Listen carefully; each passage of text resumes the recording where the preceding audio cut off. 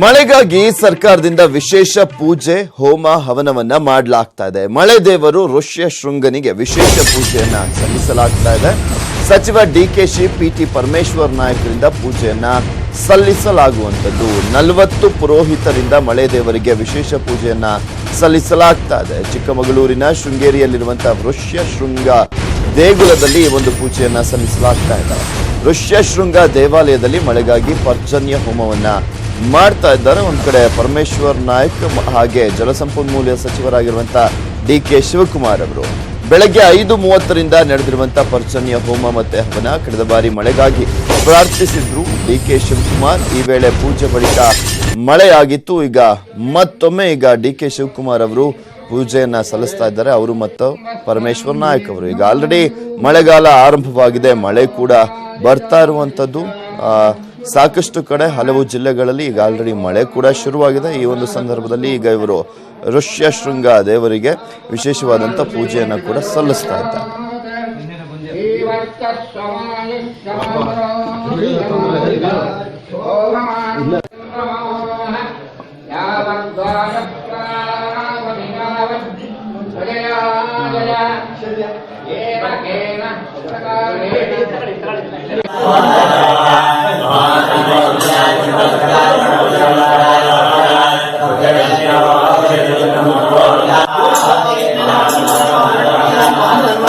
ಕರ್ನಾಟಕ ಸರ್ಕಾರದ ಪರವಾಗಿ ಸರ್ಕಾರದ ವತಿಯಿಂದ ಅನೇಕ ಪುಣ್ಯಕ್ಷೇತ್ರಗಳಲ್ಲಿ ದೇವಸ್ಥಾನಗಳಲ್ಲಿ ಈ ರಾಜ್ಯಕ್ಕೆ ಉತ್ತಮವಾದಂಥ ಮಳೆಯಾಗಿ ಈ ಬರಗಾಲ ತಪ್ಪಬೇಕು ಅನ್ನೋ ದೃಷ್ಟಿಯಿಂದ ಪೂಜೆಯನ್ನು ಬಹಳ ಶುಭ ಗಳಿಗೆಯಲ್ಲಿ ಶುಭ ನಕ್ಷತ್ರದಲ್ಲಿ ಹೋಮ ಮತ್ತು ಅನೇಕ ಪೂಜಾ ವಿಧಿವಿಧಾನಗಳನ್ನು ಹಮ್ಮಿಕೊಳ್ಳಲಾಗಿದೆ. ಸೊ ನಮ್ಮ ಧಾರ್ಮಿಕ ಮಂತ್ರಿಗಳು ಮತ್ತು ನಾನು ಇಬ್ಬರು ಕೂಡ ನಾವು ಇಲ್ಲಿ ಪಾಲ್ಗೊಳ್ತಾ ಇದ್ದೇವೆ. ಶ್ರೀಗಳವ್ರನ್ನ ಶಾರದಾ ಪೀಠದ ಭಾರತೀ ಶ್ರೀಗಳನ್ನು ಕೂಡ ಮುಂದಿನ ಈ ವರ್ಷ ತಾವು ಕೂಡ ಈ ಒಂದು ಭಗವಂತನಲ್ಲಿ ಪ್ರಾರ್ಥನೆ ಮಾಡ್ಕೊಳ್ಬೇಕು ಅಂತೇಳಿ ನಾನು ನಮ್ರತೆಯಿಂದ ಸರ್ಕಾರದ ಪರವಾಗಿ. ಇದ್ರ ಬಗ್ಗೆ ಮತ್ತಷ್ಟು ಡೀಟೇಲ್ಸ್ ಅನ್ನ ನೀಡ್ತಾರೆ ನಮ್ಮ ಚಿಕ್ಕಮಗಳೂರಿನ ಪ್ರತಿನಿಧಿ ವೀರೇಶ್ ದೂರವಾಣಿ ಸಂಪರ್ಕದಲ್ಲಿದ್ದಾರೆ. ಎಸ್ ವೀರೇಶ್, ಎಷ್ಟು ಗಂಟೆಗೆ ಶುರುವಾಗಿದ್ದು ಹೋಮ ಹವನ ಮತ್ತೆ ಯಾವ ರೀತಿಯಾಗಿ ನಡೀತಾ ಇದೆ ಪೂಜೆ, ಎಷ್ಟು ತನಕ ನಡೆಯುತ್ತೆ? ಪೃಥ್ವಿರಾಜ್, ಏನು ರಾಜ್ಯದಲ್ಲಿ ನಡೆದ ಭೀಕರ ಬರಹದ ಎದುರಾಗಿರೋ ಹಿನ್ನೆಲೆಯಲ್ಲಿ ಮೈತ್ರಿ ಸರ್ಕಾರ ಏನು ಶೃಂಗೇರಿ ತಾಲೂಕಿನ ಕಿಗ್ಗದಲ್ಲಿರುವಂತಹ ಋಷಶೃಂಗೇಶ್ವರನ ಮೊರೆ ಹೋಗಿರುವಂತದ್ದು. ಈ ಋಷಶೃಂಗೇಶ್ವರ ದೇವರು ಮಳೆ ದೇವರಂತಾನೆ ಸಾಕಷ್ಟು ಪ್ರಖ್ಯಾತಿ ಆಗಿರುವಂತದ್ದು. ಸಾವಿರಾರು ವರ್ಷಗಳ ಇತಿಹಾಸ ಹೊಂದಿರುವಂತಹ ಋಷಶೃಂಗೇಶ್ವರ ನಲ್ಲಿ ಬೇಡಿಕೊಂಡ್ರೆ ಮಳೆ ಬರುತ್ತೆ ಅನ್ನೋ ಒಂದು ಪ್ರತೀತಿ ಇದೆ. ಕಳೆದ 2 ವರ್ಷದಿಂದ ಡಿಕೆ ಶಿವಕುಮಾರ್ ಇಂಧನ ಸಚಿವರಾದಾಗಲೂ ಕೂಡ ಈ ದೇವರಿಗೆ ಬೇಡಿಕೊಂಡಿದ್ರು, ಹರಕೆ ಕಟ್ಕೊಂಡಿದ್ರು. ನಂತರ ರಾಜ್ಯದಲ್ಲಿ ಒಳ್ಳೆ ಉತ್ತಮ ಮಳೆ ಆಗಿತ್ತು. ಅದಾದ ನಂತರ ಹರಕೆಗಳನ್ನ ತೀರಿಸೋಗಿದ್ರು. ಈ ಹಿನ್ನೆಲೆಯಲ್ಲಿ ಏನು ನಿನ್ನೆಯಿಂದ ಈಗಾಗಲೇ ಡಿಕೆ ಶಿವಕುಮಾರ್ ಮತ್ತೆ ಪರಮೇಶ್ವರ್ ನಾಯಕ್ ಶೃಂಗೇರಿಯಲ್ಲಿ ಕಳೆದ ರಾತ್ರಿ ವಾಸ್ತವ್ಯ ಮಾಡಿದ್ರು. ಇವಾಗ ಆಗ್ಲೇ ಏನು ಪರಮೇಶ್ವರ್ ನಾಯಕ್ ಆಗ್ಲೇ ಶೃಂಗೇರಿಯ ಋಷಶೃಂಗೇಶ್ವರಕ್ಕೆ ಈಗಾಗಲೇ ಬಂದಿರುವಂತದ್ದು. ಬೆಳಗ್ಗೆ 5:30ಕ್ಕೆ ಸುಮಾರು 40ಕ್ಕೂ ಹೆಚ್ಚು ಪುರೋಹಿತರಿಂದ ಪಜನ್ಯ ಜಪ ಈಗಾಗಲೇ ಆರಂಭವಾಗಿರುವಂತದ್ದು. ಏನು ಸುಮಾರು 7:30ವರೆಗೂ ಕೂಡ ಈ ಜಪವನ್ನ ನಡೆಸುವಂತದ್ದು. ಸಾಕಷ್ಟು 40ಕ್ಕೂ ಹೆಚ್ಚು ಪುರೋಹಿತರು ಈ ಜಪವನ್ನ ಈಗಾಗಲೇ ಪ್ರಾರಂಭಿಸಿದ್ದಾರೆ. ಈಗ ಪರಮೇಶ್ವರ್ ನಾಯಕ್ ಕೂಡ ಈಗಾಗಲೇ ಏನು ಪರ್ಜನ್ಯ ಜಪದ ಸಂಕಲ್ಪ ತೊಟ್ಟಿರುವಂತದ್ದು. ಸುಮಾರು 6:30ವರೆಗೂ 7:30ವರೆಗೂ ಕೂಡ ಈ ಜಪ ನಡೆಯುವಂತದ್ದು. ಈಗ ಇನ್ನೇನು ಕೆಲವು ಕ್ಷಣಗಳಲ್ಲಿ ಡಿಕೆ ಶಿವಕುಮಾರ್ ಕೂಡ ಏನು ಹೋಮದಲ್ಲಿ ಭಾಗಿಯಾಗ್ತಾರೆ. Prithviraj, okay, thank you Veeresh ನಿಮ್ಮೆಲ್ಲ ಡೀಟೇಲ್ಸ್ಗಾಗಿ.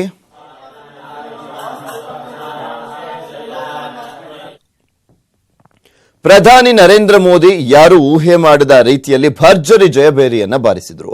ಸೆಕೆಂಡ್ ಇನ್ನಿಂಗ್ಸ್ ಆರಂಭ ಮಾಡಿ 1 ವಾರದಲ್ಲಿ ಯಾರೂ ಕೂಡ ಊಹೆ ಮಾಡದ ನಿರ್ಧಾರವನ್ನ ತೆಗೆದುಕೊಂಡಿದ್ದಾರೆ.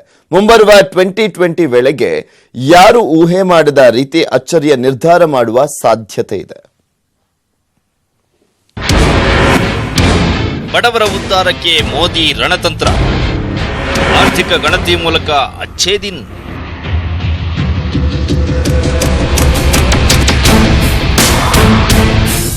ಪ್ರಧಾನಿ ನರೇಂದ್ರ ಮೋದಿ 2ನೇ ಇನ್ನಿಂಗ್ಸ್ನಲ್ಲಿ ಮಹತ್ವದ ನಿರ್ಧಾರ ಕೈಗೊಂಡಿದ್ದು ದೇಶದಲ್ಲಿರುವ ಬಡವರು ಹಾಗೂ ನಿರುದ್ಯೋಗಿಗಳನ್ನ ಹೊಸ ದಿಕ್ಕಿನತ್ತ ಕೊಂಡೊಯ್ಯಲು ನಿರ್ಧಾರ ಮಾಡಿದ್ದಾರೆ. ಮೊದಲ ಅವಧಿ ಅಂತ್ಯದಲ್ಲಿ ಅಚ್ಚೇ ದಿನ್ ಆಗಯಾ ಕ್ಯಾ ಎಂದು ಟೀಕಿಸುತ್ತಿದ್ದವರಿಗೆ ಉತ್ತರ ಕೊಡಲು 2020 ಯೋಜನೆ ರೂಪಿಸಿದ್ದಾರೆ.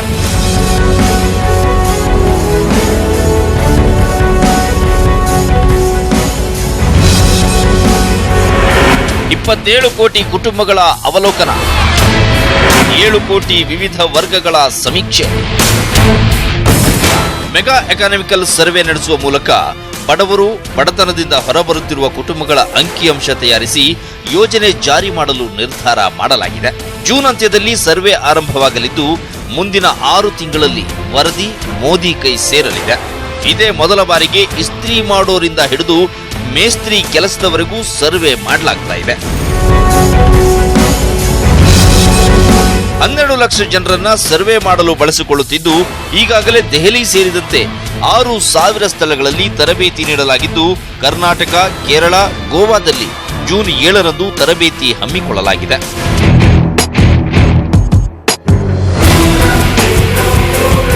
ಇದರ ಜೊತೆಗೆ ಪ್ರಧಾನಿ ನರೇಂದ್ರ ಮೋದಿ ನೇತೃತ್ವದಲ್ಲಿ 2 ಹೈಲೆವೆಲ್ ಕ್ಯಾಬಿನೆಟ್ ಕಮಿಟಿ ರಚನೆಯಾಗಿದ್ದು ಮೊದಲ ಸಮಿತಿಯಲ್ಲಿ ಗೃಹ ಸಚಿವ ಅಮಿತ್ ಶಾ, ಹೆದ್ದಾರಿ ಮತ್ತು ಭೂ ಸಾರಿಗೆ ಸಚಿವ ನಿತಿನ್ ಗಡ್ಕರಿ, ಹಣಕಾಸು ಸಚಿವೆ ನಿರ್ಮಲಾ ಸೀತಾರಾಮನ್, ರಕ್ಷಣಾ ಸಚಿವ ರಾಜನಾಥ್ ಸಿಂಗ್, ರೈಲ್ವೆ ಮತ್ತು ವಾಣಿಜ್ಯ ಸಚಿವ ಪಿಯೂಷ್ ಗೋಯಲ್ ಸಮಿತಿಯಲ್ಲಿದ್ದಾರೆ. ಇನ್ನೊಂದು ಸಮಿತಿಯಲ್ಲಿ 10 ಮಂದಿ ಸಚಿವರಿದ್ದಾರೆ. 2 ಸಮಿತಿಗಳ ಮೂಲಕ ಬಂಡವಾಳ ಹೂಡಿಕೆ ಮತ್ತು ಉದ್ಯೋಗ ಸೃಷ್ಟಿ ಕ್ರಮಗಳನ್ನು ಬಲಗೊಳಿಸಲು ಯೋಜಿಸಲಾಗಿದೆ.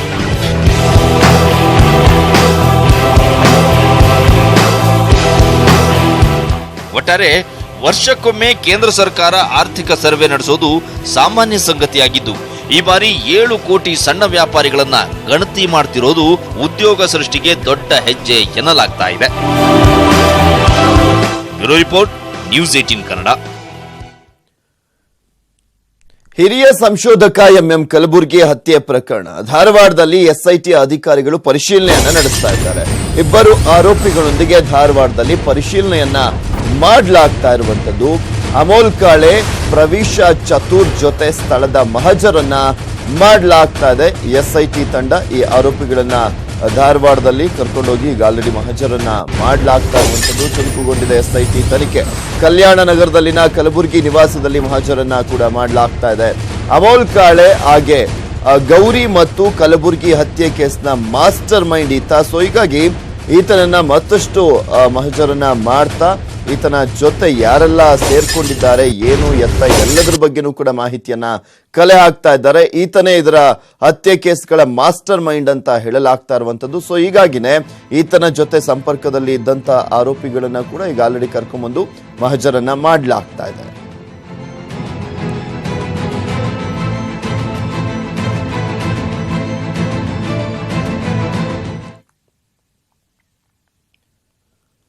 ಬೆಂಗಳೂರಿನಲ್ಲಿ ಕೆಲವು ದಿನಗಳಿಂದ ಬಿಟ್ಟು ಬಿಡದೆ ಸುರಿಯುತ್ತಿರುವಂತಹ ಮಳೆಗೆ ಹಲವು ಅವಾಂತರಗಳು ಸೃಷ್ಟಿಯಾಗಿವೆ.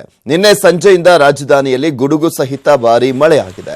ಬಿರುಗಾಳಿ ಸಹಿತ ಮಳೆಗೆ ಬೊಮ್ಮನಹಳ್ಳಿ, ಹುಳಿಮಾವು, ವಿಜಯನಗರ, ಜಯನಗರ, ರಾಜರಾಜೇಶ್ವರಿ ನಗರ, ಯಲಹಂಕ, ಚಂದ್ರ ಲೇಔಟ್ ಸೇರಿದಂತೆ 10ಕ್ಕೂ ಹೆಚ್ಚು ಕಡೆ ಮರಗಳು ಧರೆಗುರುಳಿದ್ವು. ಕೆಲ ಕಡೆ ರಂಬೆ ಕೊಂಬೆಗಳು ಮುರಿದು ರಸ್ತೆಗೆ ಬಿದ್ದಿವೆ. ನಾಗರಬಾವಿ ಬಳಿ ಓಮಿನಿ ಕಾರಿನ ಮೇಲೆ ಮರ ಮತ್ತು ಕಂಬವೊಂದು ಬಿದ್ದಿದ್ದು ಕಾರು ಜಖಮಾಗಿದೆ. ಚಂದ್ರ ಲೇಔಟ್ನಲ್ಲಿ ಕಾರಿನ ಮೇಲೆ ಮರವೊಂದು ಬಿದ್ದಿದ್ದು ಅದೃಷ್ಟವಶಾತ್ ಯಾರಿಗೂ ಕೂಡ ತೊಂದರೆ ಆಗಿಲ್ಲ. ಬಿಬಿಎಂಪಿ ಸಿಬ್ಬಂದಿ ಹಾಗೂ ಟ್ರಾಫಿಕ್ ಪೊಲೀಸರು ರಸ್ತೆ ಮೇಲೆ ಬಿದ್ದಿದ್ದ ಮರಗಳನ್ನು ತೆರವುಗೊಳಿಸಿದರು. ಇನ್ನು ರಾಜ್ಯದಲ್ಲಿ 3 ರಿಂದ 4 ದಿನ ಭಾರಿ ಮಳೆಯಾಗುವಂತ ಸಾಧ್ಯತೆ ಇದೆ ಅಂತ ಹವಾಮಾನ ಇಲಾಖೆ ಮುನ್ಸೂಚನೆಯನ್ನು ನೀಡಿದೆ.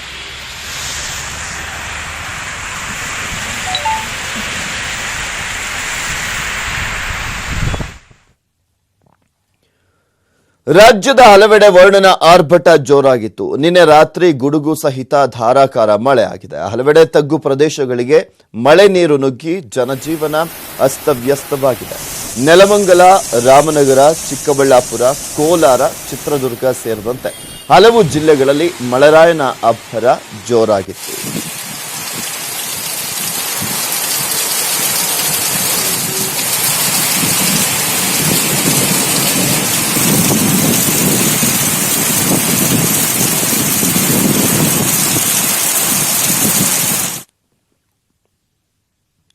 ಅದು ಇಡೀ ಕರಾವಳಿಯನ್ನೇ ಬೆಚ್ಚಿ ಬೀಳಿಸಿದ್ದ ದುರಂತ. ತ್ರಿಭುಜ ಬೋಟಿನ ಜೊತೆ 7 ಮಂದಿ ಮೀನುಗಾರರು ಕಣ್ಮರೆಯಾಗಿದ್ರು. ಈಗ ಬೋಟ್ ಪತ್ತೆ ಆಗಿದೆ, ಅದು ಕೂಡ ಕಡಲಾಳದಲ್ಲಿ. ಬೋಟ್ ಮೇಲೆತ್ತಿ ಮೃತ ಮೀನುಗಾರರ ದೇಹದ ಅವಶೇಷಗಳನ್ನಾದರೂ ಕೊಡಿ ಅಂತಿದ್ದಾರೆ ಸಂಬಂಧಿಕರು.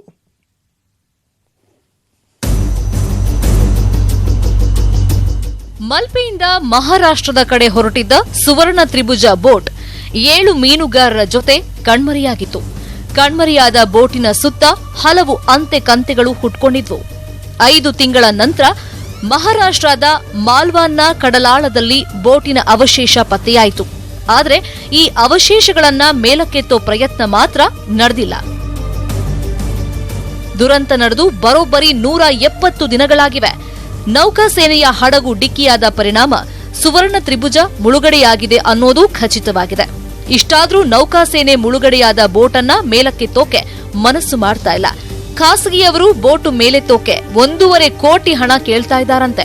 ಒಂದ್ ವೇಳೆ ಬೋಟು ಮೇಲೆತ್ತಿದ್ರೆ ನಾಪತ್ತೆಯಾದ ಮೀನುಗಾರರ ದೇಹದ ಅವಶೇಷಗಳಾದ್ರೂ ಸಿಗಬಹುದು ಅನ್ನೋದು ನೊಂದ ಕುಟುಂಬಗಳ ಆಸೆ. ನಮ್ಮ ಸುವರ್ಣ ತ್ರಿಭುಜ ಬೋಟ್ ಕೂಡ ಡಿಸೆಂಬರ್ನಲ್ಲಿ ಕಾಣೆಯಾಗಿದೆ. ಅದರಲ್ಲಿರುವಂತಹ 6 ಜನರು ಕೂಡ ಕಾಣೆಯಾಗಿದ್ದಾರೆ. ಇಷ್ಟರವರೆಗೂ ಕೂಡ ನಮಗೆ ಏನಾಗಿದೆ ಅಂತೇಳಿ ಗೊತ್ತಿರಲಿಲ್ಲ. ಹೋದ ತಿಂಗಳಲ್ಲಿ ನಮ್ಮ ಮಾನ್ಯ ಶಾಸಕರು ಮತ್ತೆ ನಮ್ಮ ಮೀನುಗಾರರು ಮತ್ತೆ ನೇವಿಯವರು ಸೇರಿಕೊಂಡು ಹುಡುಕಾಟ ನಡೆಸಿದಾಗ ನಮಗೆ ಆ ಬೋಟ್ ಮುಳುಗಿದೆ ಎನ್ನುವಂತಹ ಒಂದು ಪ್ರೂಫ್ ಸಿಕ್ಕಿದೆ. ನಾಪತ್ತೆಯಾದ ಮೀನುಗಾರರ ಕುಟುಂಬಗಳಿಗೆ ರಾಜ್ಯ ಸರ್ಕಾರ ತಲಾ 11 ಲಕ್ಷ ರೂಪಾಯಿ ಪರಿಹಾರ ನೀಡಿದೆ. ಕೇಂದ್ರದಿಂದಲೂ ಪರಿಹಾರ ಕೊಡಿಸೋ ಜವಾಬ್ದಾರಿ ಸಂಸದರ ಮೇಲಿದೆ. ತ್ರಿಭುಜ ಭುವನದ ಏನೋ ಸಮಸ್ಯೆ ಇದೆ, ಅದಕ್ಕೆ ಪರಿಹಾರ ಕೊಡೋದ್ರ ಬಗ್ಗೆ ನಾವು ಕೇಂದ್ರದಲ್ಲೂ ಮಾತಾಡ್ತೀವಿ, ರಾಜ್ಯದಲ್ಲೂ ಇದರ ಬಗ್ಗೆ ಮಾತಾಡ್ತೀವಿ. ಈ ದುರ್ಘಟನೆ ನಂತರ ಕಡಲಿಗಿಳಿಯೋಕೆ ಮೀನುಗಾರರು ಭಯ ಬೀಳುವಂತಾಗಿದೆ. ಮೀನುಗಾರರ ಬದುಕು ಅತಂತ್ರ ಸ್ಥಿತಿಯಲ್ಲಿದೆ. ಕೇಂದ್ರ ಸರ್ಕಾರ ಮೀನುಗಾರರ ನೆರವಿಗೆ ನಿಲ್ಲಬೇಕು ಅನ್ನೋದು ನೊಂದವರ ಅಳಲು. ಪರೀಕ್ಷಿತ್ ಶೇಟ್, ನ್ಯೂಸ್ 18 ಕನ್ನಡ. ಅಧಿಕಾರವನ್ನ ವಹಿಸಿಕೊಂಡು ವರ್ಷ ಕಳೆದ್ರೂ ಕೂಡ ಈ ಸಚಿವರಿಗೆ ಇಲಾಖೆಯಲ್ಲಿ ಏನಾಗ್ತಾ ಇದೆ ಅನ್ನೋದನ್ನ ಪರಿಶೀಲಿಸುವಂತ ಮನಸ್ಸೇ ಆಗಿಲ್ಲ. ಇವರ ನಿರ್ಲಕ್ಷ್ಯ ನೋಡಿದ್ರೆ ಆ ಕಾಳಜಿಯೂ ಕೂಡ ಅವರಲ್ಲಿಲ್ಲ, ಬದ್ಧತೆಯೂ ಕೂಡ ಕಾಣ್ತಿಲ್ಲ. ಒಂದಲ್ಲ ಎರಡಲ್ಲ, ಬರೋಬ್ಬರಿ 1263 ಕೋಟಿಯಷ್ಟು ಬೃಹತ್ ನಷ್ಟಕ್ಕೆ ಸಿಲುಕಿಸಿದೆ ಇವರ ನಿರ್ಲಕ್ಷ್ಯ.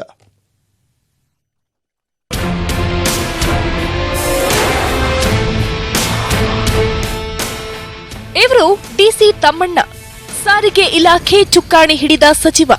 ಕೆಲಸ ಮಾಡಬೇಕೆನ್ನುವ ಸಣ್ಣ ಪ್ರಾಮಾಣಿಕತೆ, ಅದಕ್ಕೆ ಪೂರಕವಾಗಿ ಒಂದು ಎಫರ್ಟ್ ಹಾಕಿದ್ರೆ ಇವತ್ತು ಸಾರಿಗೆ ಇಲಾಖೆ ಉದ್ಧಾರವಾಗ್ತಿತ್ತು. ಸಾರಿಗೆ ನಿಗಮಗಳಲ್ಲಿ ಏನಾಗ್ತಿದೆ, ನಷ್ಟಕ್ಕೆ ಕಾರಣವೇನು, ಅದನ್ನ ಸರಿಪಡಿಸುವುದು ಹೇಗೆ ಅನ್ನೋದ್ರ ಬಗ್ಗೆ ತಿಳಿದುಕೊಳ್ಳುವಷ್ಟು ಪುರುಸೊತ್ತು ತಮ್ಮಣ್ಣರಿಗಿಲ್ಲ. ಇವರ ದರ್ಬಾರ್ನಲ್ಲಿ ಉದ್ಧಾರವಾಗಬೇಕಿದ್ದ ಇಲಾಖೆ ನಷ್ಟದ ಸುಳಿಗೆ ಸಿಲುಕಿ ನಲುಗುತ್ತಿದೆ. ಬಿಎಂಟಿಸಿ, ಕೆಎಸ್ಆರ್ಟಿಸಿ ಸೇರಿ ಒಟ್ಟು 4 ನಿಗಮಗಳ ಸ್ಥಿತಿ ದಿನ ಕಳೆದಂತೆಲ್ಲ ಶೋಚನೀಯವಾಗ್ತಿದೆ. ನಿಗಮಗಳು ಸುಮಾರು 1263 ಕೋಟಿಯಷ್ಟು ನಷ್ಟ ಅನುಭವಿಸಿದೆ. ಸ್ಪೇರ್ ಪಾರ್ಟ್ಸ್, ಬ್ಯಾಟರಿ ಖರೀದಿ ಮಾಡ್ಲಿಕ್ಕೂ ಹಣವಿಲ್ಲ. ಬ್ರೇಕ್ ಡೌನ್ಸ್, ಆಕ್ಸಿಡೆಂಟ್ಸ್, ಸಾವು ನೋವು ವಿಪರೀತವಾಗ್ತಿದೆ. ವರ್ಕ್ ಶಾಪ್ಗಳಿಂದ ಹೊರಬರೋ ಅದೆಷ್ಟೋ ಬಸ್ಗಳು ಕಂಡೀಷನ್ನಲ್ಲೇ ಇರಲ್ಲ. ಆದ್ರೂ ಅಧಿಕಾರಿಗಳ ಆವಾಜ್ಗೆ ಹೆದರಿ ಚಾಲಕರು ಆತಂಕದಲ್ಲೇ ಬಸ್ಗಳನ್ನ ರಸ್ತೆಗಿಳಿಸುತ್ತಿದ್ದಾರಂತೆ. ಸಾರಿಗೆ ನಿಗಮಗಳ ಅಭಿವೃದ್ಧಿ ಹಾಗೂ ನೌಕರರ ಶ್ರೇಯೋಭಿವೃದ್ಧಿಯ ಚಿಂತನ ಮಂಥನದ ಕೇಂದ್ರವಾಗಬೇಕಿದ್ದ ಸೆಂಟ್ರಲ್ ಹಾಗೂ ಬ್ರಾಂಚ್ ಆಫೀಸ್ಗಳು ಟ್ರಾನ್ಸ್ಫರ್, ಟೆಂಡರ್ಸ್, ಅನಗತ್ಯ ದಂಧೆಗಳ ಕೇಂದ್ರವಾಗ್ತಿವೆ. ಗುತ್ತಿಗೆದಾರರಿಂದ ಸಚಿವರಿಗೆ ಕಿಕ್ ಬ್ಯಾಕ್ ಸಲ್ಲಿಕೆ ಆಗ್ತಿದೆ ಅನ್ನೋ ಆರೋಪವೂ ಇದೆ. ನಿಗಮಗಳ ಉದ್ಧಾರಕ್ಕೆ ಸಲಹೆ ಕೊಡೋ ಅಧಿಕಾರಿಗಳನ್ನ ದೂರವಿಟ್ಟು ಭ್ರಷ್ಟರನ್ನೇ ಆಸ್ಥಾನ ಕಲಾವಿದರನ್ನಾಗಿಟ್ಟುಕೊಂಡಿದ್ದಾರಂತೆ. ಇದರಿಂದ ಬೇಸತ್ತಿರೋ ಯೂನಿಯನ್ಸ್ ಸಿಎಂ ಕುಮಾರಸ್ವಾಮಿಗೆ ಡಿಸಿ ತಮ್ಮಣ್ಣರನ್ನು ಕಿತ್ತೊಗೆಯಿರಿ ಎಂದು ಪತ್ರ ಬರೆಯಲು ಮುಂದಾಗಿವೆ. ಒಬ್ಬ ಮಂತ್ರಿ ಅಂತ ಒಂದು ಜವಾಬ್ದಾರಿ ಸ್ಥಾನದಲ್ಲಿ ಕೂತ್ಕೊಂಡ ಮೇಲೆ ಈ ಸಾರಿಗೆ ನಿಗಮವನ್ನು ರಕ್ಷಣೆ ಮಾಡೋಕ್ಕಾಗದೇ ಇದ್ರೆ ಆತ ಯಾಕಿರಬೇಕು? ಬ್ರಹ್ಮಾಂಡವಾದಂಥ ಭ್ರಷ್ಟಾಚಾರ ಇದೆ ಇವತ್ತು, ಅದರಲ್ಲಿ ಯಾವ ಅನುಮಾನವೂ ಇಲ್ಲ. ಹೇಳಿ, ಇವಾಗ ಎಷ್ಟು ಜನ ಅಧಿಕಾರಿಗಳಲ್ಲಿ ಟ್ರಾನ್ಸ್ಫರ್ ಆಗಿದೆ, ಅದೆಲ್ಲ ಒಂದು ಲೋಕಾಯುಕ್ತಕ್ಕೆ ಅಂತ ರೆಫರ್ ಮಾಡಲಿದೆ. ಯಾರೇ ಎಷ್ಟೆಷ್ಟು ಕೊಟ್ಟು ಬಂದು ಯಾರು ಹೇಳ್ತಾರೆ ಇಲ್ಲ ಏನು ನೋಡಿ, ಒಂದು ಸ್ಪೇರ್ ಪಾರ್ಟ್ಗಳೇ ಬರ್ತಿಲ್ಲ. ಅಂಡ್ ಬಂದಿರೋದು ನಮ್ಮ ವರ್ಕ್ಶಾಪ್ ಜನ ಹೇಳ್ತಾರೆ ಸ್ಪೂರಿಯಸ್ ಅಂತ, ನಕಲಿ, ಒಳ್ಳೇದು ಬರ್ತಿಲ್ಲ ಅಂತ ಹೇಳ್ತಾರೆ. ಅದರಿಂದ ಎಲ್ಲಿ ಯಾವುದಿದೆ, ಮತ್ತೆ ಯಾರ್ಯಾರು ಎಷ್ಟೆಷ್ಟು ಕಮಿಷನ್ ತಗೋತಾರೋ ನಮ್ಗೆ ಗೊತ್ತಿಲ್ಲ, ಅಂತೂ ಕಮಿಷನ್ ವ್ಯವಹಾರ ಇದೆ. ಒಟ್ಟಾರೆ ನಿಗಮಗಳ ಉದ್ಧಾರಕ್ಕೆ ಶ್ರಮಿಸಬೇಕೆನ್ನುವ ಕಿಂಚಿತ್ತೂ ಕಾಳಜಿಯೂ ಸಾರಿಗೆ ಸಚಿವರಿಗಿಲ್ಲ ಅನ್ನೋ ಮಾತು ಕೇಳಿ ಬರ್ತಿದೆ. ತಮ್ಮಣ್ಣ ವಿರುದ್ಧ 1.25 ಲಕ್ಷ ನೌಕರರು ಬಂಡಾಯ ಏಳುವ ಮುನ್ನ ತಮ್ಮಣ್ಣ ಎಚ್ಚೆತ್ತುಕೊಂಡು ಸಾರಿಗೆ ನಿಗಮಗಳನ್ನ ಕಾಪಾಡೋ ಕೆಲಸ ಮಾಡಬೇಕಿದೆ. Thomas Pushparaj, news 18 Kannada, Bengaluru. Election ಟೈಮ್ನಲ್ಲಿ ಮಾತ್ರ ಮನೆ ಬಾಗಿಲಿಗೆ ಬರ್ತಾರೆ, ಕೈಕಾಲು ಹಿಡಿದು ವೋಟ್ ಕೇಳ್ತಾರೆ ಅನ್ನೋದು ಸರ್ವಕಾಲಕ್ಕೂ ಸಲ್ಲುವಂತ ಆರೋಪ. ಈಗಲೂ ಕೂಡ ಅದೇ ಕತೆ. ತಾಜಾ ಉದಾಹರಣೆ ಚಾಮರಾಜನಗರ ಬಿಜೆಪಿ ಸಂಸದ ವಿ ಶ್ರೀನಿವಾಸ್ ಪ್ರಸಾದ್.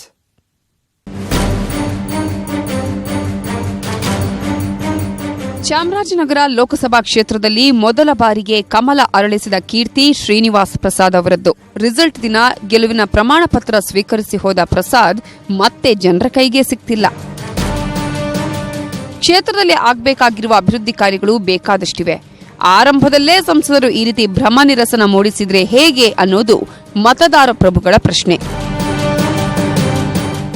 ಬಿಜೆಪಿ ಸರ್ಕಾರದಿಂದ ಆಯ್ಕೆಯಾಗಿರುವ ಸಂಸದರು ಬಹಳ ಜನ ನಿರೀಕ್ಷೆಗಳನ್ನ ಬಹಳಷ್ಟು ಇಟ್ಕೊಂಡಿದ್ದಾರೆ.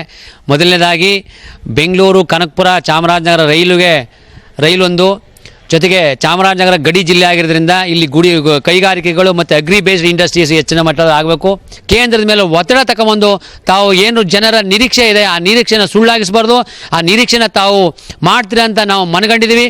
ಅದಕ್ಕೆ ತಾವು ಹೋರಾಟ ಮಾಡಿ ಆದಷ್ಟು ಏನು ಈ 3-4 ಇದೆ ಅದನ್ನು ಆದಷ್ಟು ಬೇಗ ಶೀಘ್ರವಾಗಿ ಮಾಡ್ತಾರೆ ಅಂತ ನಾನು ಭಾವಿಸ್ತೇನೆ. ಇನ್ನು ಶ್ರೀನಿವಾಸ್ ಪ್ರಸಾದ್ ವಿರುದ್ಧ ಪರಾಭವಗೊಂಡ ಆರ್ ಧ್ರುವ ನಾರಾಯಣ್ ಸೋತ ಮರುದಿನವೇ ಸ್ಥಳೀಯ ಸಂಸ್ಥೆಗಳ ಚುನಾವಣಾ ಪ್ರಚಾರದಲ್ಲಿ ತೊಡಗಿದ್ರು.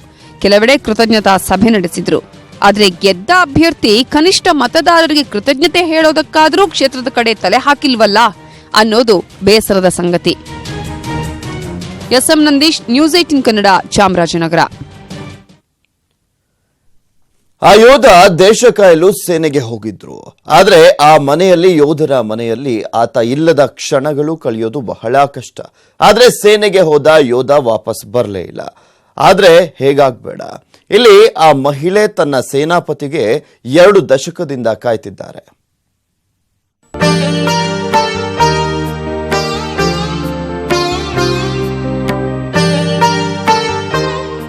ನನ್ನ ಹೆಸರು ಪಾರ್ವತಿ. ದೇಶ ಕಾಯೋ ಸೈನಿಕನನ್ನ ಮದುವೆ ಆಗಿದ್ದೀನಿ ಅಂತ 20 ವರ್ಷದ ಹಿಂದೆ ಖುಷಿ ಪಟ್ಟಿದ್ದೆ. ಆದರೆ ತಾಯ್ನಾಡ ರಕ್ಷಣೆಗೆ ಹೋದ ನಮ್ಮ ಯಜಮಾನ್ರು 19 ವರ್ಷಗಳಿಂದ ಕಾಣ್ತಿಲ್ಲ. ಈ ನೋವು ನನ್ನನ್ನ ಪ್ರತಿ ಕ್ಷಣ ಸುಡ್ತಿದೆ. ಇವರೇ ನೋಡಿ ನಮ್ಮ ಯಜಮಾನ್ರು. ಹೆಸರು ಉತ್ತಯ್ಯ. ನಮ್ಮೂರು ಕೊಡಗು ಜಿಲ್ಲೆ ವಿರಾಜಪೇಟೆ ತಾಲೂಕಿನ ಅಮ್ಮತ್ತಿ ಗ್ರಾಮ. 1985ರಲ್ಲಿ ನಮ್ಮ ಯಜಮಾನ್ರು ಸೇನೆಗೆ ಸೇರಿದ್ರು. ನಂತರ 1999ರ ಆಗಸ್ಟ್ ತಿಂಗಳು ನಾನು ಪ್ರೆಗ್ನೆಂಟ್ ಆಗಿದ್ದಾಗ ನಮ್ಮ ಯಜಮಾನ್ರು ಸೇನೆಯಿಂದ ಊರಿಗೆ ಬಂದು ನನ್ನನ್ನ ನೋಡ್ಕೊಂಡು ಹೋಗಿದ್ರು. ದೇಶ ಸೇವೆ ಮುಗಿಸಿ ಬೇಗ ಬರ್ತೀನಿ ಅಂತ ಅಲಹಾಬಾದ್ನ ತಮ್ಮ ಯೂನಿಟ್ಗೆ ವಾಪಸ್ ಹೋಗಿದ್ದವರು ಇದುವರೆಗೂ ಬಂದಿಲ್ಲ. ಆರ್ಮಿಯಲ್ಲೆಲ್ಲೂ ಸಿಗ್ನಲ್ದಲ್ಲಿದ್ದರು UPಯಲ್ಲಿ. ಆಯಿತು 19 ವರ್ಷ ಮಿಸ್ ಆಗಿದೆ ಅಂತ ಒಂದೇ ಗೊತ್ತು. ಇಲ್ಲಿವರೆಗೆ ಅವ್ರ ಸುಳಿ ಏನೂ ಇಲ್ಲ, ಇದ್ದಾರೆ ಅಂತ ಗೊತ್ತಿಲ್ಲ, ಇಲ್ಲ ಅಂತ ಗೊತ್ತಿಲ್ಲ. ಏನಾದ್ರೇನು ನಮಗೀಗ ಹಸ್ಬೆಂಡ್ ಏನಾಯಿತು ಏನು ಅಂತ ಏನಾದರೂ ಒಂದು ಹೇಳಬೇಕಲ್ಲ, ಅವ್ರು ಅಟ್ಲೀಸ್ಟ್ ಒಂದು ಸಮಾಧಾನ ಬೇಕಲ್ಲ. ಈ ಥರ ಆಗಿದೆ, ನಾಳೆ ಬರ್ಬೋದು, ಇವತ್ತು ಬರ್ಬೋದು ಅಂತ ಒಬ್ಬರಾದರೂ ಒಂದು ಒಳ್ಳೆ ಮಾತು ಹೇಳಲಿಕ್ಕಿಲ್ಲ, ಒಂದು ಸಮಾಧಾನ ಹೇಳೋಂಗೆ ಯಾರಿಲ್ಲ. 1999ರ ಆಗಸ್ಟ್ನಲ್ಲಿ ಹೋಗಿದ್ದವರು ನವೆಂಬರ್ನಲ್ಲಿ ಕರೆ ಮಾಡಿ ಹುಷಾರಿಲ್ಲ ಅಂತ ಹೇಳಿದ್ದೇ ಕೊನೆ ಮಾತು. ಆ ನಂತರ ಡಿಸೆಂಬರ್ನಲ್ಲಿ ನಮ್ಗೊಂದು ಟೆಲಿಗ್ರಾಮ್ ಬಂತು. ಉತ್ತಯ್ಯ ಸೈನ್ಯದ ಯೂನಿಟ್ನಲ್ಲಿಲ್ಲ, ಊರಲ್ಲಿದ್ರೆ ಕಳಿಸ್ಕೊಡಿ ಅಂತ ಸೇನೆ ಪತ್ರ ಬರೆದಿತ್ತು. ಆ ಸುದ್ದಿ ಕೇಳಿ ನನಗೆ ಆಕಾಶವೇ ತಲೆ ಮೇಲೆ ಬಿದ್ದಂತಾಯ್ತು. ನಂತರ ಕೆಲ ತಿಂಗಳ ಬಳಿಕ ಉತ್ತಯ್ಯ ನಿಧನರಾಗಿದ್ದಾರೆ ಅಂತ ಲೆಟರ್ ಕಳಿಸಿದ್ರು. ಸುಮಾರು ಕಡೆ ಎನ್ಕ್ವೈರಿ ಮಾಡಿದ್ದಾರೆ, ಮತ್ತು ಸುಮಾರು ಆಫೀಸ್ಗಳಿಗೆಲ್ಲ ಹೋಗಿ ಸೋಲ್ಜರ್ ಬೋರ್ಡಿಗೆ ಅಲ್ಲಿ ಇಲ್ಲಿ ಎಲ್ಲ ಓಡಾಡಿದ್ದಾರೆ. ಆರ್ಮಿಯವ್ರನ್ನ ಕರ್ಕೊಂಡು ಡೆಲ್ಲಿವರೆಗೂ ಹೋಗಿ ಬಂದಿದ್ದಾರೆ. ಆದರೂ ಏನು ಪ್ರಯೋಜನ ಆಗಲಿಲ್ಲ. ಅವರಿಗೆ ತುಂಬ ಕಷ್ಟದಲ್ಲಿದ್ದಾರೆ. ಅವರಿಗೆ ಏನಾದರೂ ಒಂದು ನ್ಯಾಯ ಸಿಗಬೇಕು. ಎಲ್ಲಿದ್ದಾರೆ ಅಂತ ಹೇಳೋದು ಗೊತ್ತಾಗಬೇಕು. ಅವರು ಇವತ್ತೂ ಕಾಯ್ತಾನೇ ಇದ್ದಾರೆ. ಇವತ್ತಿಲ್ಲಾದ್ರೆ ನಾಳೆ ಬಂದೇ ಬರ್ತಾರೆ ಅಂತ ಹೇಳಿ ಕಾಯ್ತಾ ಇದ್ದಾರೆ. ಅವ್ರದ್ದು ಕುಟುಂಬಕ್ಕೆ ಒಂದು ನ್ಯಾಯ ಸಿಗಬೇಕು. ನನಗೆ ಗಂಡನ ಪೆನ್ಷನ್ ಬರ್ತಿದೆ, ಆದರೆ ಅವರ ಮೃತದೇಹವನ್ನ ನಮಗೆ ತೋರಿಸಿಲ್ಲ. ಹೇಗೆ ಸತ್ರು ಅನ್ನೋದನ್ನು ಹೇಳಿಲ್ಲ. ಆದರೆ ನನಗೆ ಈಗಲೂ ನಂಬಿಕೆ ಇದೆ. ನನ್ನ ಗಂಡ ಬದುಕಿದ್ದಾರೆ, ಬಂದೇ ಬರ್ತಾರೆ ಅನ್ನೋ ನಿರೀಕ್ಷೆಯಿಂದಲೇ 19 ವರ್ಷಗಳಿಂದ ಕಾಯ್ತಾ ಇದ್ದೀನಿ. ನನ್ನ ಪತಿ ಏನಾದ್ರೂ ಅನ್ನೋ ಸ್ಪಷ್ಟನೆ ಕೊಡ್ಲಿ ಅನ್ನೋದೇ ನಮ್ಮ ಆಶಯ. Ravi S, news 18 Kannada, Kodagu. ಸಾಧಿಸಬೇಕು ಅನ್ನೋರಿಗೆ ನೂರ್ದಾರಿ, ಗುರಿಯೊಂದಿದ್ರೆ ಏನ್ ಬೇಕಾದ್ರೂ ಸಾಧಿಸಬಹುದು ಅನ್ನೋದನ್ನ ಈ ಯುವಕ ಸಾಧಿಸಿ ತೋರಿಸಿದ್ದಾನೆ. ನಿರಂತರ ಪ್ರಯತ್ನ, ಸಾಧಿಸಲೇಬೇಕೆಂಬ ಛಲ ಆತನ ಹೆಸರನ್ನ ಗಿನ್ನಿಸ್ ದಾಖಲೆಯಲ್ಲಿ ಬರೆಸಿದೆ.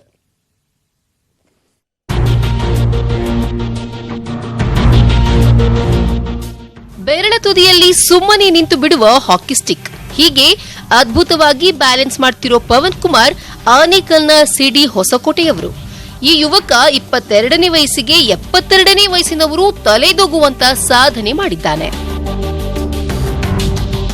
ಹೌದು, ಕೈ ಮಧ್ಯದ ಬೆರಳ ತುದಿಯಲ್ಲಿ ಹಾಕಿ ಸ್ಟಿಕ್ ನಿಲ್ಲಿಸಿಕೊಂಡು ಬರೋಬ್ಬರಿ 1 ಗಂಟೆ 16 ನಿಮಿಷ 22 ಸೆಕೆಂಡ್ ಬ್ಯಾಲೆನ್ಸ್ ಮಾಡಿ ಗಿನ್ನಿಸ್ ದಾಖಲೆ ಸೇರಿದ್ದಾನೆ. ಬಿಡುವಿನ ವೇಳೆ ತೋಟದ ಬಳಿ ಟೊಮ್ಯಾಟೊ ಕೋಲುಗಳನ್ನ ಬೆರಳ ತುದಿಯಲ್ಲಿ ಬ್ಯಾಲೆನ್ಸ್ ಮಾಡುತ್ತಿದ್ದವನಿಗೆ ಇದೇ ಹವ್ಯಾಸವಾಗಿ ಹೋಯಿತು. ಓದೋದು ಬಿಟ್ಟು ಮಗ ಕಡ್ಡಿ ಬ್ಯಾಲೆನ್ಸ್ ಮಾಡಿಕೊಂಡು ಹಾಳಾಗ್ತಾನೆ ಅಂತ ಆರಂಭದಲ್ಲಿ ಪೋಷಕರು ವಿರೋಧಿಸಿದ್ದಾರೆ. ಆದರೂ ಛಲ ಬಿಡದೆ ಬೆರಳ ಮೇಲೆ 1 ಗಂಟೆಯವರೆಗೆ ಹಾಕಿ ಸ್ಟಿಕ್ ನಿಲ್ಲಿಸಿಕೊಂಡವನಿಗೆ ಆತ್ಮವಿಶ್ವಾಸ ಬಂದಿದೆ. ಗಿನ್ನಿಸ್ ರೆಕಾರ್ಡ್ ಮಾಡಲೇಬೇಕು ಅಂತ ಬೆರಳ ತುದಿಯಲ್ಲಿ ಹಾಕಿ ಸ್ಟಿಕ್ ಅನ್ನ 1 ಗಂಟೆ 16 ನಿಮಿಷ 22 ಸೆಕೆಂಡ್ ಬ್ಯಾಲೆನ್ಸ್ ಮಾಡಿದ್ದಾನೆ. ಗಿನ್ನಿಸ್ ವರ್ಲ್ಡ್ ರೆಕಾರ್ಡ್ ಬುಕ್ ನಲ್ಲಿ ಹೊಸ ದಾಖಲೆ ಬರೆದಿದ್ದಾನೆ. ಟೊಮೊಟೊ ಗಿಡಕ್ಕೆ ಸಪೋರ್ಟ್ ಕೊಡೋ ಅಂಥದ್ದನ್ನ ಹಿಂಗೆ ಇಟ್ಕೊಂಡಿದ್ದಾಗ ನನ್ನ ತಂದೆಯವ್ರು ಬೈತಾ ಇದ್ರು, ಏನು ನಿನ್ಗೇನು ಮಾಡೋ ಕೆಲಸ ಇಲ್ಲ, ಸುಮ್ಮನೆ ಯಾವಾಗಲೂ ಕೋಲ್ ಇಟ್ಕೊಂಡಿರ್ತಾ ಇರ್ತೀಯ, ಅಲ್ಲಿ ಇಲ್ಲಿ ಓಡಾಡೋಕ್ಕೆ ಟೈಮ್ ಇಲ್ಲ ನಮಗೆ, ಅಂಥದ್ರಲ್ಲಿ ನೀನು ಸುಮ್ಮನೆ ಕೆಲ್ಸಕ್ಕೆ ಬರದೇ ಇರೋದನ್ನೆಲ್ಲ ಮಾಡ್ತಾ ಇದ್ದೆ ಅಂದ್ಬಿಟ್ಟು ನಾನು ಆವಾಗ ಹೇಳ್ತಾ ಇದ್ದೆ, ಇಲ್ಲ ನಾನೇನೋ ಒಂದು ಮಾಡಬೇಕು ಅಂದ್ಕೊಂಡಿದ್ದೀನಿ, ನಾನು ಮಾಡ್ತೀನಿ, ಗಿನ್ನಿಸ್ ರೆಕಾರ್ಡ್ ಮಾಡ್ತಾ ಇದ್ದೀನಿ ನಾನು, ಒಂಥರ ದೊಡ್ಡ ರೆಕಾರ್ಡ್ ಅದು ಅಚೀವ್ಮೆಂಟು ನನ್ನ ಫ್ರೆಂಡ್ ಮಾಡಿದ್ದಾನೆ, ಅದರಿಂದ ಪ್ರೇರಿತವಾಗಿ ನಾನು ಮಾಡಿದ್ದೀನಿ ಅಂತ ಹೇಳಿದಾಗ ಆಯಿತು ಏನು ಬೇಕಾದ್ರೂ ಮಾಡು, ನಾನು ಸಪೋರ್ಟ್ ಮಾಡ್ತೀನಿ ಅಂದ್ಬಿಟ್ಟು ನಮ್ಮ ಪೇರೆಂಟ್ಸ್ ಹೇಳಿದ್ರು. ನನ್ನ ತಂಗಿ ಸದಾ ಕೈಯಲ್ಲೊಂದು ಕೋಲು ಹಿಡಿದು ತಿರುಗುತ್ತಿದ್ದ ಮಗನ ಭವಿಷ್ಯದ ಬಗ್ಗೆ ಆತಂಕಗೊಂಡಿದ್ದ ಪೋಷಕರು ಈಗ ಮಗನ ಸಾಧನೆ ಕಂಡು ಸಂತಸಗೊಂಡಿದ್ದಾರೆ. ಇವನಿಗೆ ಇದೇನು ಇದೊಂದು ಹುಚ್ಚು, ಇದೆಲ್ಲ ಇವನಿಗೆ ಸಾಧ್ಯ ಆಗುತ್ತಾ, ಇವೆಲ್ಲ ಸುಮ್ಮನೆ ಇವೆಲ್ಲ ಏನು ಮಾಡ್ತೀಯ ಇಲ್ಲ ಅಂದ್ಬಿಟ್ಟು ಅವನಿಗೆ ಇಷ್ಟು ಕೊದ್ದಿ ಅವನು ಯಾರ ಮಾತು ಕೇಳ್ತಾ ಇಲ್ಲ, ಅವನು ಇಷ್ಟು ಕೊದ್ದಿ ಏನೋ ಮಾಡಿದ್ದಾನೆ, ನಮಗೂ ಒಳ್ಳೆ ಹೆಸರು ತಂದಿದ್ದಾನೆ. ಈಗ ಖುಷಿ ಆಗುತ್ತೆ, ನಮ್ಗೆ ತುಂಬ ಖುಷಿ ಆಯಿತು. ಇದು ಆಗಲ್ಲ, ಸುಮ್ಮನೆ ಇರಪ್ಪ, ಓದಿ ಇದು ಮಾಡು ಅಂತ ನಾವು ಹೇಳ್ತಾ ಇದ್ರೆ, ಇಲ್ಲ ಮಮ್ಮಿ ಸಾಧನೆ ಮಾಡಬೇಕು ಅಂತ ಏನೋ ಸಾಧನೆ ಮಾಡೋಣ ಸರ್. ತುಂಬ ಖುಷಿ ಆಯ್ತು ನಮಗೆ. ಸಾಧನೆ ಮಾಡಬೇಕು ಅನ್ನೋರಿಗೆ ಯಾವುದು ಅಡ್ಡಿಯಾಗೋದಿಲ್ಲ ಅನ್ನೋದನ್ನ ಪವನ್ ಕುಮಾರ್ ತೋರಿಸಿದ್ದಾನೆ. ಇನ್ನು ತನ್ನ ರೆಕಾರ್ಡ್ ಅನ್ನ ಉತ್ತಮಗೊಳಿಸಿಕೊಳ್ಳುವ ಪ್ರಯತ್ನ ಮುಂದುವರಿಸಿದ್ದಾನೆ. ಆದೂರು ಚಂದ್ರು, ನ್ಯೂಸ್ 18 ಕನ್ನಡ, ಆನೇಕಲ್.